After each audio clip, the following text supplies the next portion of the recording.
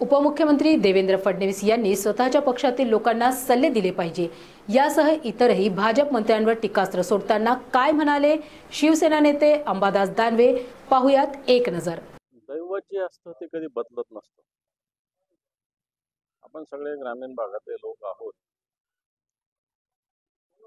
आणि कित्येक वेळेस दैवताला आपण नवस करत असतो। देव पावतोच अशातला काही भाग नाही, पण देव पावला नाही म्हणून आपण दैवताला नमस्कार करणं सोडत नसतो। आणि नमस्कार करणं सोडलं याचा अर्थ आपण दैवत मनापासून मानत नव्हतो, असा तेवढा या विषयाचा अर्थ होतो असं मला वाटतं। वेगळा पक्ष झाला, विषय संपलेला दिसतो। त्याला काय फार दरी आणि वगैरे रुंद झाली का अरुंद झाली का लांब झाली का जाड झाली, त्याला काय अर्थ नाही। दोन पक्ष झाले, दोन वेगवेगळे विचार झालेले, दोन वेगळ्या बाजूला गेले, त्यामुळे हे दरी दरी म्हणतात याला स्वतंत्रपणे दोन्ही पक्ष आता काम करतायत, एवढंच याला म्हणता येईल। सगळा प्रकार पक्षफुटीमुळे काय करणार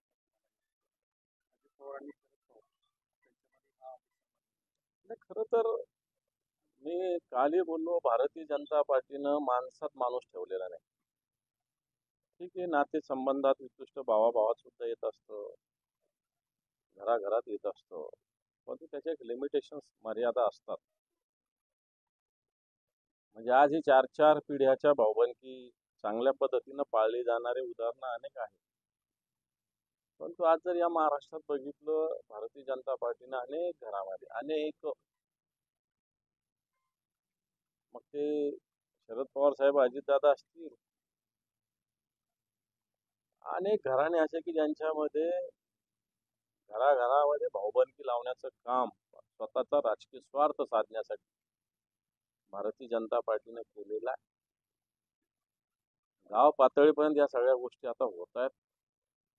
याला सत्ता आणि संपत्ती याची जोड दिली जाते, ईडी, सीबीआय, पोलीस यंत्रणा वापरली जाते। मला वाटतं हे मोठं एक महाराष्ट्रामध्ये आताच्या घडीला जनतेच्या मनात एक याच्यामुळे एक उद्वेग आणि संताप हा निर्माण झाला। राजकारण वेगळ्या ठिकाणी, राजकारण ज्याचं त्याचं वेगवेगळ्या पक्षात राजकारण केलं जातं ना। वेगवेगळे भाऊ वेगवेगळ्या पक्षात असल्याचे अनेक उदाहरण आहे आपल्या महाराष्ट्रात, काय देशामध्ये। पण एवढं मन एकमेकाविषयी ज्याला आपल्या ग्रामीण भागात विटलेलं म्हणता येईल, हे पहिल्यांदाच महाराष्ट्रात होतं असं मला वाटतं।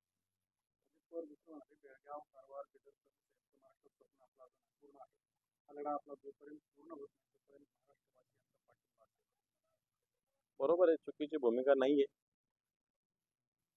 त्या ज्या पद्धतीनं बेळगाव असेल, कारवार असेल,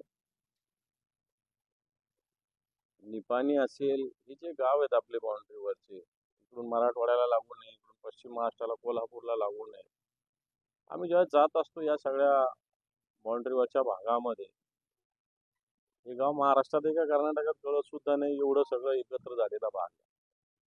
आणि दुर्दैवाने हा भाग कर्नाटकामध्ये, म्हणजे इथल्या मराठी माणसाची जी आज ज्या पद्धतीनं आज महाराष्ट्र दिन ज्या पद्धतीनं मनाचा घालमेल, तीळ पापड, जसं अण्णाभाऊ साठेंनी म्हटलेलं, माझी महिना गावाकडे राहिली, तिच्या जीवाची होती काही। या अण्णाभाऊ साठेंनी या महाराष्ट्रातल्या राहिलेल्या गावाविषयी म्हणले, बऱ्याच जणांना ते वेगळा अर्थ वाटत असेल, गावाकडे राहिली आणि माझ्या जीवाची होती काहिली। खरोखर अशी जीवाची काहिली या भागातील जनतेची होती। तेव्हा अजितदादांनी मांडलेली भूमिका योग्य आहे, पण समस्त महाराष्ट्राच्या जनतेची ही भूमिका आहे।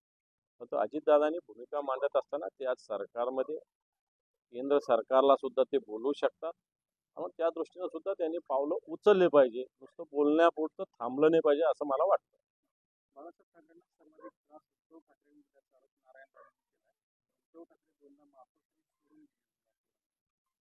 ज्या नारायण राणे ज्यांना कोंबडी चोर म्हटलं जातं, शिवसेना प्रमुखांनी मुख्यमंत्री केलं होतं, याच नारायण राणेंना शिवसेनेने, बाळासाहेबांनी काढून टाकलेलं आहे शिवसेनेतून। ते किती पक्ष कुठं कुठं गेले त्यांचा तो व्यक्तिगत विषय आहे, परंतु इतक्या खालच्या स्तरावर,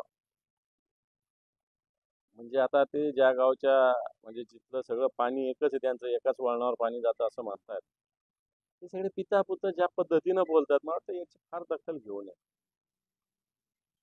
पराभव दिवस दिसत असेल. उद्धव ठाकरेंनी देवेंद्र फडणवीस टीका केली होती. त्याच्यावर फडणवीस म्हणतात पराभव दिसत असल्यामुळे ठाकरेंना नैराश्य आलंय. नैराश्यातून ठाकरेंचा सुराळ भाषेचा वापर मी नागपुरी त्यांच्यापेक्षा खालच्या भाषेत बोलू शकतो, पण परिपक्व राजकारण्यांनी योग्य भाषेचा वापर करायचा असतो असं ठाकरेंच्या टर्मच्यामध्ये म्हटलं आहे. फडणवीस पण मी अनेक सभेत उद्धवजींबरोबर गेलेलो आहे. उद्धवजी ठाकरे साहेब कधीच हा शब्द वापरत नाही, पण जनतेतून हा शब्द वापरला जातो हे सत्य आहे. मी अनेक सभेत गेलो. मी आता मागच्या 2-3 महिन्यात 50-60 सभेला साहेबांबरोबर राहिलेलो आहे. जनताच या विषयात खालून टरबूज बनते. उद्धवजीने कधी असा शब्द वापरला नाही आणि त्यांचे ठाकरी भाषेचं एक वेगळं वैशिष्ट्य आहे. ठाकरेंनी एखादा शब्द बोललं की त्याचा मोठा गवगा होत असतो. नाही तर अनेक लोक टरबूज म्हणतात, खरबूज म्हणतात, काय काय म्हणतात, पण त्याची कोणी दखल घेत नसतं. बावनकुळे काय काय बोलतात उद्धवजींना जरा ते पण त्यांनी सल्ला दिला पाहिजे. नितेश राणे काय काय बोलतात त्यांनाही त्यांनी सल्ला दिला पाहिजे.